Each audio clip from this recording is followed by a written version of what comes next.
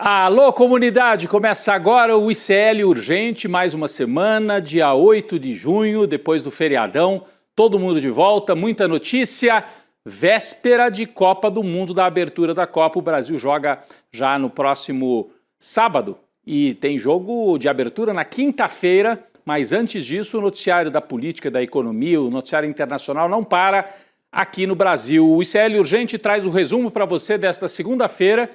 Chegamos sempre ao vivo às 5 da tarde, mas depois muita gente nos assiste, então eu cumprimento as pessoas que nos acompanham no material gravado durante a noite, às vezes até na madrugada seguinte. Deixe o seu like, se inscreva no canal do ICL Notícias. Quem está com a gente na atualização hoje dos fatos, na redação do ICL, é o Bruno Concílio, substituindo a Laura, que pegou umas férias, né, Bruno? Bem-vindo, boa tarde para você. Obrigado, Rodrigo. Boa tarde para você também. Boa tarde para você que está nos assistindo nos canais Instituto Conhecimento Liberta e Eduardo Moreira no YouTube. E muito boa tarde para você que está nos ouvindo nas rádios ao redor de todo o Brasil.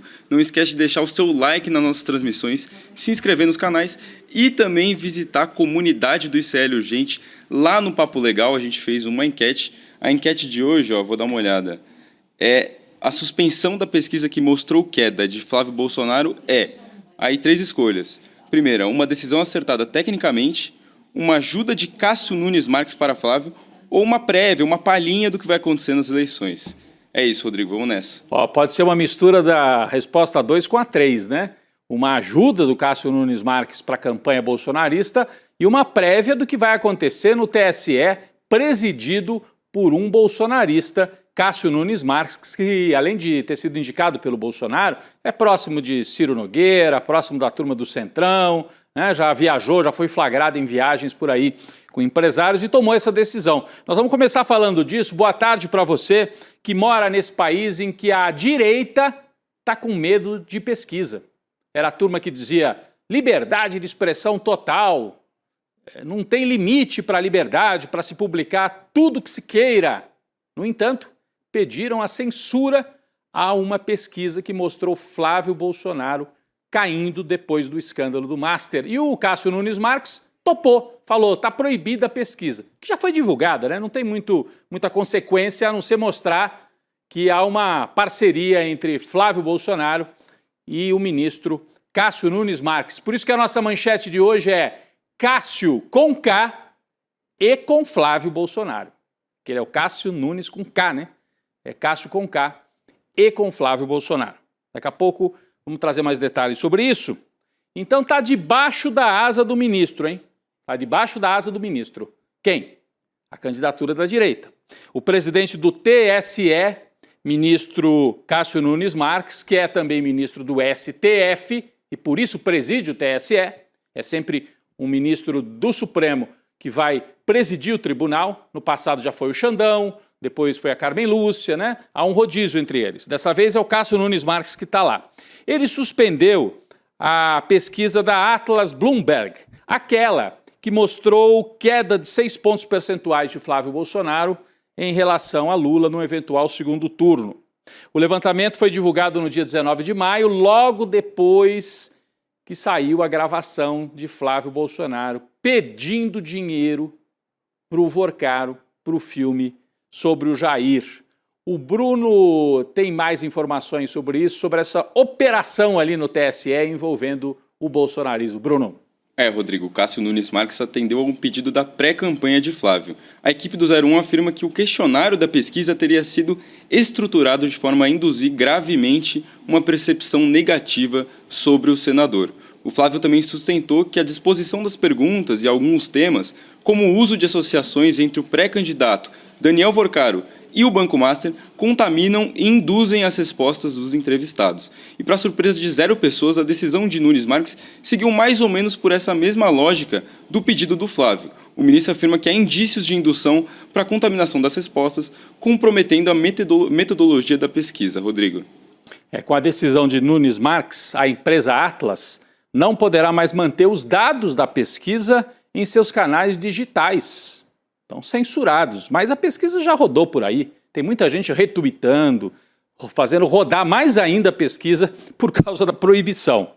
O CEO da Atlas Intel, ou seja, o diretor da empresa de pesquisa, o Andrei Roman, disse que o Instituto não vai comentar por enquanto, vai fazer a defesa jurídica e vai esperar a decisão colegiada. Por quê?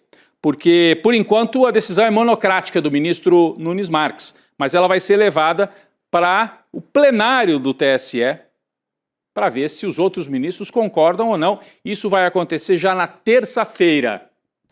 Qual que é o problema que a campanha do Flávio Bolsonaro viu na pesquisa? Primeiro, ele caiu, né? Fazer o quê?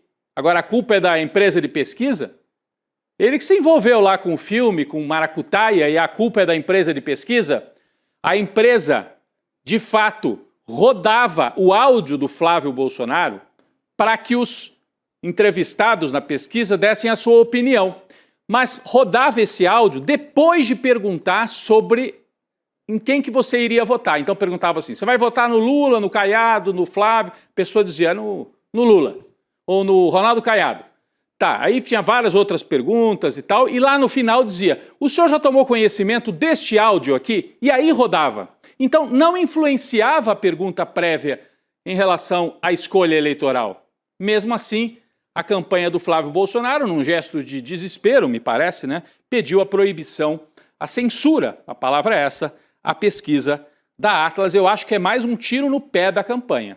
Para mim, é um tiro no pé, porque eu hoje passei o dia vendo as pessoas repostarem essa pesquisa que a gente nem lembrava mais. Aliás, quarta-feira sai mais uma da Quest para a gente ver se a visita ao Trump também teve repercussão e aumentou a queda aí do Flávio Bolsonaro, porque ele acabou favorecendo esse novo tarifaço contra o Brasil. Será que ele vai pedir para proibir também pesquisa? Se mostrar queda de novo? Vamos aguardar, né? Bom, sabe quem é que está aliviando também para o lado do Flávio Bolsonaro? Não é só o Cássio Conká. Tem um outro personagem. Daniel Vorcaro, dono do Banco Master. Quer fazer delação premiada, mas não quer entregar os detalhes da negociação do filme com a família Bolsonaro. A Polícia Federal, inclusive, avalia que a nova tentativa de acordo para fazer a delação premiada dificilmente será aceita. A análise é de que esse anexo complementar, apresentado pela defesa na semana passada, não trouxe elementos inéditos, ou seja, capazes de alterar a percepção ou de acrescentar dados novos na investigação já conduzida pelos agentes e delegados da Polícia Federal. De acordo com integrantes da PF, o novo material menciona, sim, repasses ao senador Ciro Nogueira, ao filme Dark Horse, né? Dois assuntos que a Polícia Federal já conhece, até pelos diálogos, pelo que está nos celulares do Daniel Vorcaro. Mas não tem nada de novo. A história, o Vorcaro não quer acrescentar nada, nenhum dado a mais do que a Polícia Federal já tem. E aí fica difícil de aceitar uma delação que não é uma delação que traga fatos novos. É isso, né, Bruno? Rodrigo, o Vorcaro quer fazer um acordo de delação premiada, só que sem entregar ninguém. Assim fica difícil para a Polícia Federal, né? Agora, enfim, segundo a apuração do jornalista Igor Gadelha, o Vorcaro só citou o financiamento do filme Dark Horse para tentar esclarecer os fatos e não para entregar alguma irregularidade envolvendo o Flávio Bolsonaro. De acordo com interlocutores, o Vorcaro diz na delação que a negociação entre ele e o Flávio para o patrocínio teria sido republicana e não envolveria contrapartidas. Além disso, aliados também ressaltam que Vorcaro apresentou explicações só até o pagamento do patrocínio e não deu qualquer garantia de que os recursos foram realmente usados no filme, Rodrigo. Pois é, essa parte, você disse, até o patrocínio, a Polícia Federal já sabe, já está inclusive rastreado. O que o Vorcaro poderia acrescentar? O que foi conversado naquela visita do Flávio Bolsonaro a São Paulo, depois do Vorcaro já preso pela primeira vez? Por que o Flávio Bolsonaro foi lá falar com ele? O que eles conversaram? Aliás, talvez tenham acertado justamente isso. Vorcaro, não me entrega e eu te protejo enquanto eu puder. E esse acerto o Vorcaro não vai contar para a Polícia Federal. Ele acha ainda que vale a pena jogar com a possibilidade do Flávio Bolsonaro ganhar a presidência. Esse era o cálculo que ele fazia. Mas tem que contar coisas a mais. Por onde circulou o dinheiro? O dinheiro foi usado pelo Eduardo Bolsonaro nos Estados Unidos? Por que ele usou aquela Entrepay para fazer os pagamentos? Uma empresa que não estava formalmente no nome do Vorcaro. Por que o dinheiro foi para esse fundo no Texas? Tem várias perguntas e ele não está querendo entregar nem o caminho do dinheiro e nem detalhes sobre o financiamento desse filme sobre o Jair Bolsonaro. Bom, vamos falar de outra bomba envolvendo bancos, né? A gente sai do Banco Master, que é o escândalo Bolsomaster, e vamos falar de outro tema relacionado a um banco parecido, hein? Tem muita similaridade com o caso Master. Apuração de Igor Melo, jornalista, repórter do ICL Notícias.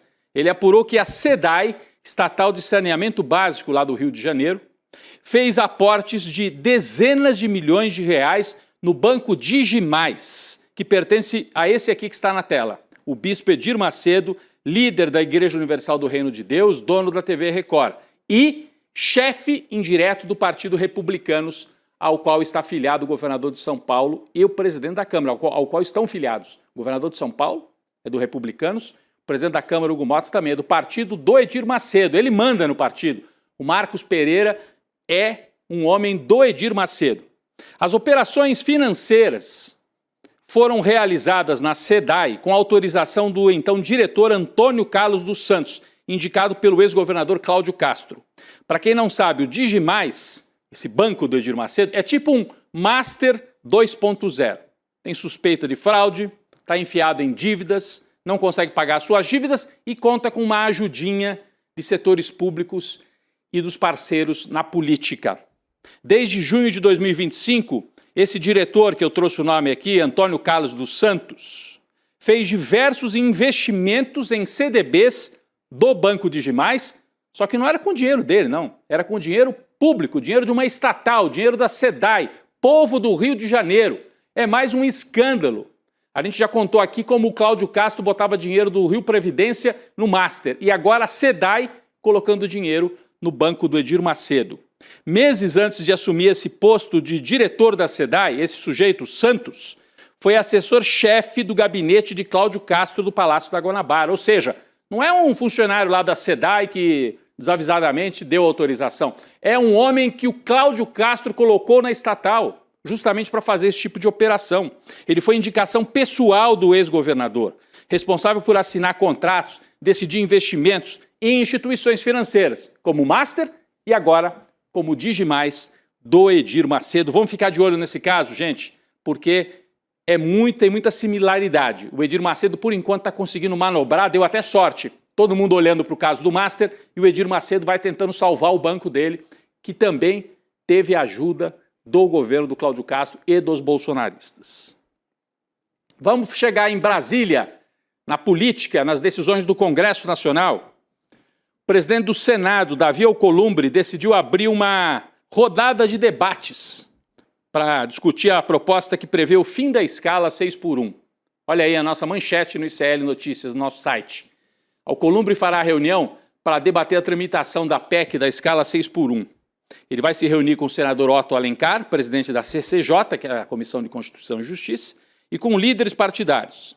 Aprovada pela Câmara no mês passado, a proposta ganhou força nas últimas semanas, tem um debate na sociedade brasileira.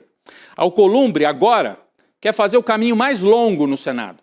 Ele decidiu ouvir representantes de trabalhadores, dos empresários, especialistas, antes de tomar uma decisão sobre a tramitação do texto. A estratégia, segundo ele, é ampliar o debate sobre os impactos econômicos e sociais.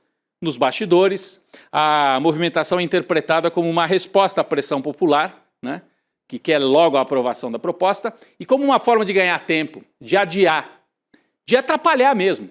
Porque, vou fazer um debate, aí fica lá sessões, convida especialistas, demora para aprovar, e quando aprovar não vai ter impacto mais nas eleições, ou menos impacto.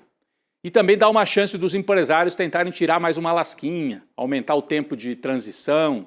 Então o Alcolumbre está jogando como um despachante dos interesses dos empresários e da direita, que não quer a aprovação da escala 6x1, porque não quer saber de direito trabalhista e porque acha que isso vai ajudar o Lula. E vai, porque o Lula é que encampou essa proposta e tocou para frente. Então o Alcolumbre está manobrando para atrasar a tramitação desse tema no Senado Federal.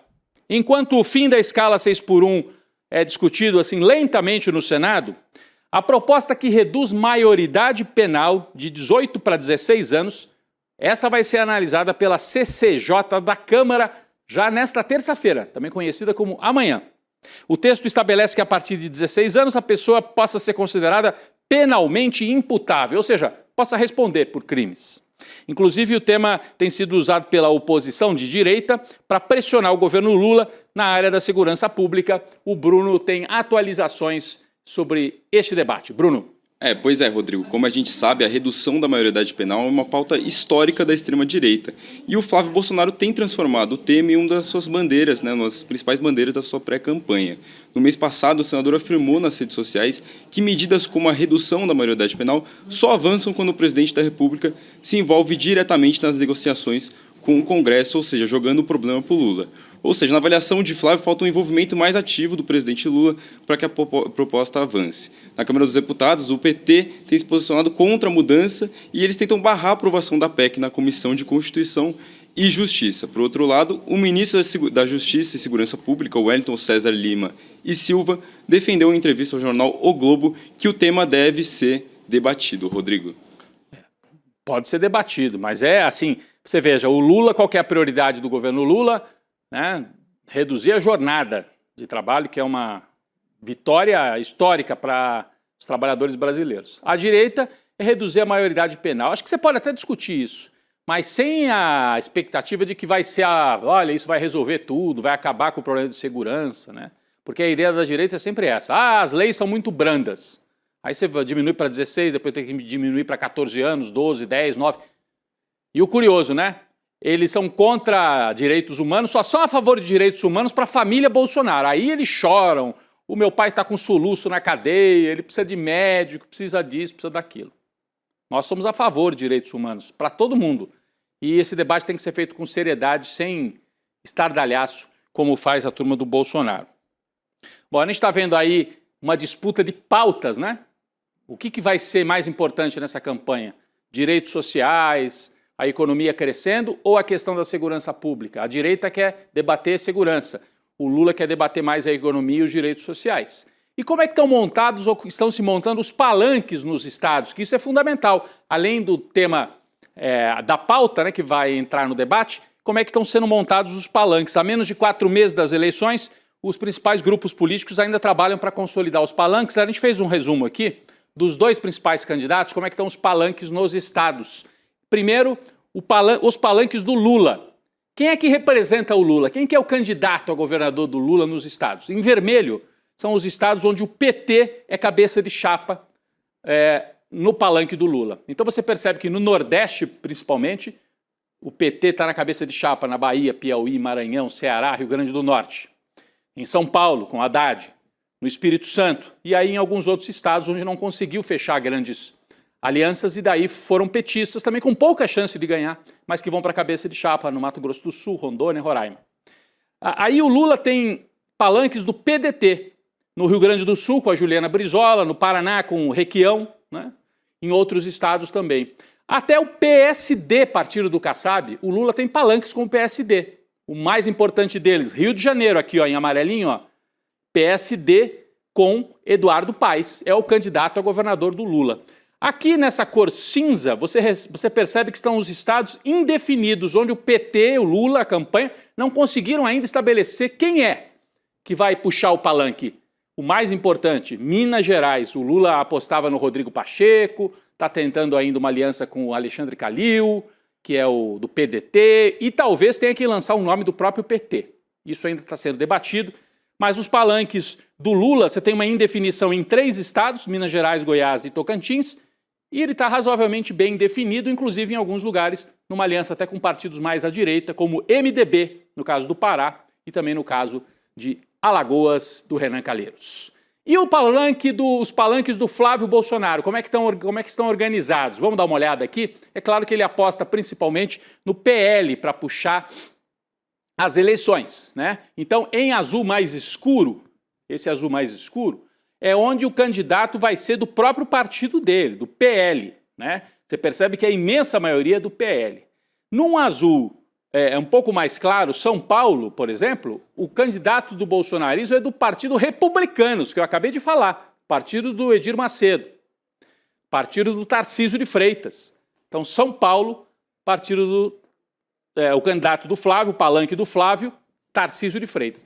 Também está indefinida em Minas Gerais. Olha que interessante, gente. Minas, que é o estado tido como mais importante pelos dois lados, indefinição do lado de Lula, indefinição do lado do Flávio Bolsonaro. Então ele tem um palanque indefinido em Minas, Espírito Santo, Maranhão, Pernambuco e Alagoas. As dificuldades do Flávio Bolsonaro muito concentradas no Nordeste, onde o Lula é muito forte, e em Minas, onde ele não consegue também montar um palanque. É um estado ainda indefinido. Só para a gente dar esse mapa, né? Estamos nos aproximando da Copa do Mundo, mas também, claro, das eleições nacionais e estaduais. Os palanques são muito importantes.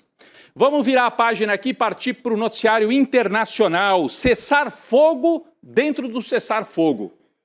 Irã e Israel suspenderam hoje os ataques depois de um apelo do presidente dos Estados Unidos, Donald Trump. Mesmo assim, os dois lados mantiveram tom de ameaça, porque no fim de semana, gente, a guerra tinha recomeçado. Parou hoje, mas no fim de semana teve bombardeio. O Bruno tem atualizações sobre isso também. Rodrigo, a história é a seguinte. Na semana passada, Israel realizou vários ataques aéreos em cidades no Líbano, em um sinal claro de que quebra do acordo de cessar-fogo. Como resposta, nesse domingo, o Irã atacou bases aéreas israelenses em retaliação a esses bombardeios. Com o Oriente Médio fora de controle, o Trump fez um apelo para que os dois países parassem os ataques. Mas horas depois, Israel lançou novos bombardeios contra 3 pontos do território iraniano, incluindo alvos em Teherã, que é a capital do país. Ou seja, o Netanyahu ignorou Trump completamente. Além disso, vale lembrar que é a primeira vez desde abril que Israel e Irã se atacam mutuamente. Por fim, na manhã de hoje, o comando militar do Irã anunciou a suspensão dos ataques e disse que deu uma resposta dolorosa a Israel. Meia hora depois, foi a vez de Israel anunciar a interrupção dos bombardeios dirigidos ao Irã. Rodrigo, que confusão, né? É uma confusão, inclusive, uma situação terrível para a seleção do Irã, que vai participar da Copa do Mundo e que vai ter que se hospedar no México, porque os Estados Unidos não deram as garantias necessárias para que a seleção do Irã ficasse em território estadunidense. Olha só, há poucos dias da estreia, a seleção iraniana resolveu se instalar no México, depois do governo Trump, inclusive, negar vistos para integrantes da comissão técnica e para dirigentes da equipe. Olha, acho que desde a Alemanha nazista que a gente não viu uma situação dessa. Inclusive ali você teve Olimpíada, depois foram interrompidas, né? Copa do Mundo, Olimpíada, foi tudo interrompida na Segunda Guerra. Mas um clima horrível em relação aos iranianos. Os jogadores receberam autorização para disputar a competição, mas vão se hospedar no México, entram para o jogo nos Estados Unidos e tem que voltar correndo para o México, porque nos Estados Unidos não tem garantia de nada. Terrível. Eu falei do México, eu vou passar aqui direto para outro assunto, para um assunto aqui da América Latina, uma notícia até surpreendente de ontem para hoje. Virada na eleição peruana, hein, gente? Olha só, com mais de 94% das atas contabilizadas, o candidato da esquerda, Roberto Sánchez, do partido Juntos por el Perú, ultrapassou, aos 45 do segundo tempo, já que estamos na época da Copa, ultrapassou a candidata da extrema-direita, Keiko Fujimori. Nós temos aqui na tela a captura do momento exato em que houve essa ultrapassagem. Foi agora à tarde, um pouquinho antes da gente entrar aqui no ar. O Roberto Sánchez com 50,008 e a Keiko Fujimori com 49,992, uma diferença aqui na hora da virada de apenas 3 mil votos. Continua muito equilibrado. Agora nós estamos com 95% apurados. Aqui temos a atualização. Nesse momento, ele abriu cerca de 16 mil votos. O Roberto Sánchez está 16 mil votos por essa atualização de agora, né? Ele tem 16 mil votos de vantagem sobre a Keiko Fujimori. Mas tem que esperar, gente. Por quê? Faltam apurar ainda cerca de 2% dos votos no interior do país, onde o Roberto Sánchez é muito forte. Ele tem apoio indígena, apoio do povo do campo. Só que faltam chegar também votos do exterior, onde a Keiko Fujimori é que é forte. Os peruanos que moram fora do país votam mais na Keiko Fujimori, que é filha do ex-ditador. Ela é extremista de direita. Então, vai ser uma eleição equilibrada até o fim, vão entrar votos do interior favorecendo o Sánchez, votos do exterior favorecendo a Keiko, e fora isso tem 1.500 atas que estão sob julgamento ainda, que vão ser decididas ali pelo Tribunal Eleitoral. A eleição vai ser decidida no tribunal. Mas a esquerda, a essa altura, é favorita para ganhar no Peru, uma grande surpresa. E lembra um pouco essa virada, gente? Vocês, os mais velhos daqui, vão lembrar. 2014, o Aécio, crente que ia ganhar a eleição, saiu na frente na apuração, né? Até 90% dos votos ele estava em primeiro. Os amigos foram para a casa dele comemorar a vitória, faltando 10% para apurar, a Dilma ultrapassou, e aí essa foto ficou famosa. Algum convidado do Aécio, que não era muito amigo dele, tirou a foto. Inclusive aqui atrás está o Luciano Huck, amigão do Aécio, e a cara de enterro do Aécio na hora que olha para a televisão e percebe, a Dilma passou. O pessoal, inclusive, está brincando, misturando a foto do Aécio com a virada peruana. Aqui é o Aécio com roupas de peruano tomando a virada, como se ele fosse a Keiko Fujimori. De qualquer maneira, eu seria ainda cauteloso, porque lá na eleição peruana falta apurar um pouquinho. A tendência é o Roberto Santos ganhar, mas vamos aguardar, porque a Keiko Fujimori, todo o aparato dela, vai tentar ganhar no tapetão.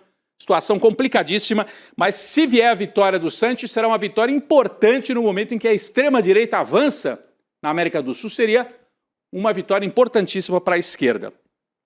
Bom, vamos acompanhar e trazer mais atualizações no N2 sobre a eleição peruana. Pessoal, uma atualização aqui do Brasil, olha só isso, o apresentador José Luiz da Atena decidiu deixar a EBC, a empresa estatal de comunicação brasileira, para disputar as eleições. De novo, da Atena. A saída foi confirmada por meio de nota da estatal. Ele vai ser candidato a deputado federal pelo PSB, partido do Alckmin. O convite foi articulado, inclusive, pelo vice, Geraldo Alckmin. Datena comandava o programa Na Mesa com Datena, na TV Brasil, e o Alô, Alô Brasil, na Rádio Nacional, duas empresas ali estatais. O Datena que ficou famoso, infelizmente, na última campanha, por esse ato aqui que está no telão, ó. A cadeirada, a famosa cadeirada. Será que o Datena vai dar cadeirada em alguém aí na campanha para deputado? Eu espero que não. Aí ele sai do lugar dele e dá-lhe uma cadeirada na cabeça. Não chegou a pegar na cabeça, mas olha ali, ó, no Pablo Marçal. Eu até me afasto, assim, que parece que vai bater. Que loucura, né? E tá saindo do programa dele na EBC para concorrer a deputado federal. Datena, sem cadeirada, hein? Vamos lá. Vamos para uma nota importante aqui da área de saúde. O governo federal decidiu suspender temporariamente a vacinação contra a dengue com o imunizante produzido pelo Instituto Butantan. A notícia saiu agora há pouco. A medida foi adotada devido a 42 episódios de reações adversas, pessoas que tomaram a vacina e tiveram reações. Os episódios estão sob investigação. Num total de 500 mil doses aplicadas, teve 42 episódios. Ainda assim, o Ministério da Saúde achou que seria mais cauteloso interromper e investigar. A vacina do Butantan começou a ser distribuída neste ano, é considerada estratégica por ser de dose única e produzida aqui no Brasil. Vamos apostar na investigação, que sejam feitos os ajustes necessários, e às vezes não tem nem ajuste a fazer. Pode ser que se conclua que é uma reação normal, esperada em alguns casos e tal. Vamos esperar os cientistas trazerem mais informação sobre isso. Pessoal, semana de abertura da Copa, temos notícia também sobre a seleção brasileira. A CBF anunciou hoje que o camisa 10 da seleção, Neymar, que está difícil de entrar em campo, né? Mas apresentou evolução no seu tratamento de saúde. Segundo o resultado da ressonância magnética, ele até apareceu fazendo bastante exercício, fortalecimento muscular. Mas ainda não se sabe quando estará à disposição do Carlo Ancelotti na estreia, com certeza não contra Marrocos. Neymar não vem. Falando em lesões, nesse fim de semana houve o corte do jogador Wesley, né? No amistoso contra o Egito. O Wesley sentiu uma contusão na coxa, acabou sendo cortado e no lugar dele o Ancelotti convocou o volante Ederson. É curioso, né? Ele perde um lateral e acaba trazendo um volante. Muita gente estranhou porque o Ancelotti tinha convocado pouca gente do meio de campo e ele agora reforça o meio de campo por causa de uma questão médica. O Ederson vem reforçar, o Ederson que joga no Atalanta da Itália, um time de médio porte italiano.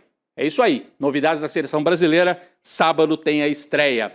Bruno, um olho na política, outro olho no começo da Copa do Mundo, né? Quinta-feira, África do Sul, né? A estreia África do Sul e México começando a Copa do Mundo. Rodrigo, boa tarde. Eu estou muito animado para o começo da Copa do Mundo. Eu vou com certeza ver a estreia da seleção brasileira também, torcer bastante. Queria agradecer a todo mundo também que participou da nossa enquete no Papo Legal, que fez os comentários lá. Eu li um monte de comentário no Papo Legal, acho muito legal essa dinâmica. E agora eu vou ler o resultado da enquete que a gente teve. A nossa pergunta, né, se a suspensão da pesquisa que mostrou queda de Flávio Bolsonaro aí a decisão mais impopular, né, que foi uma decisão acertada tecnicamente, né? Aí a segunda, ficou em segundo lugar, uma ajuda de Cássio Nunes Marques para Flávio.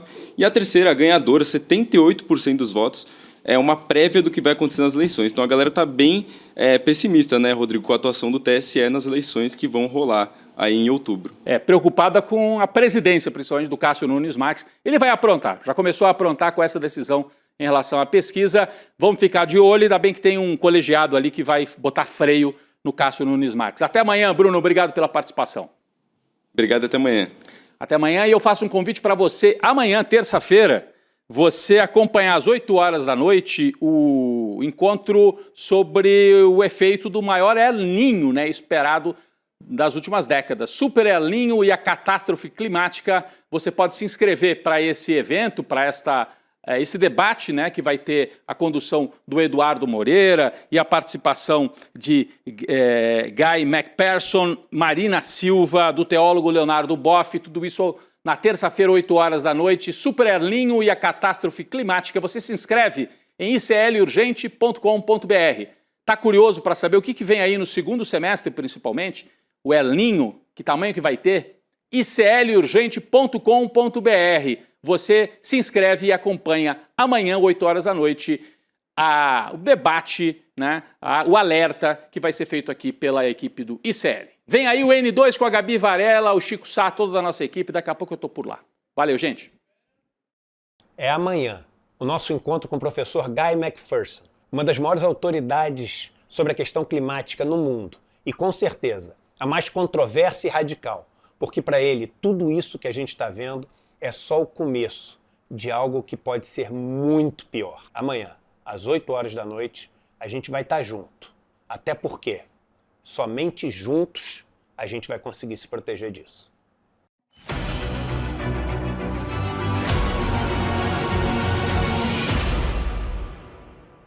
Já conhece o Papo Legal? O mais novo espaço de conversas do ICL, onde você acompanha os assuntos que estão em alta e participa dos debates em tempo real. Aqui você encontra salas sobre política, cultura, notícias, tecnologia, esportes e muito mais. Além de conversar com outros membros da comunidade, você também pode interagir com jornalistas e comentar os principais acontecimentos do dia. E para não perder nenhuma novidade, ative as notificações Push. Quando aparecer a solicitação do navegador, clique em Permitir.